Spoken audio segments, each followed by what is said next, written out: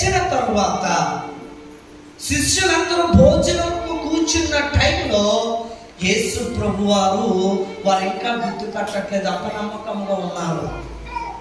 ఇతడు యేసయ్యేనా, ఇతడు ప్రభువేనా, ఇతడు ఆ లోక రక్షకుడేనా, ఇతడు ఆ మనిషి కుమారుడేనా, ఇతడు ఆ దేవుని కుమారుడేనా అని వాళ్ళకి రకరకాల అనుమానాలు వచ్చేస్తున్నాయి.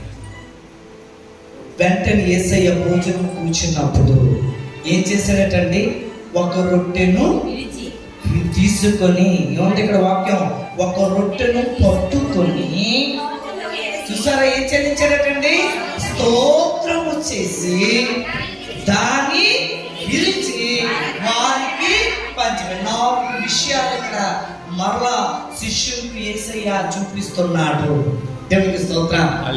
ఒకటేమో రొట్టెను పట్టుకున్నాడు, రెండోది ఏం చేశాడటండి, దేవునికి కృతజ్ఞత స్తుతులు చెల్లించాడు, మూడోది ఏం చేశాడటండి, దానిని విరిచి వారికి పంచి పెట్టాను. దేవునికి స్తోత్రాలు.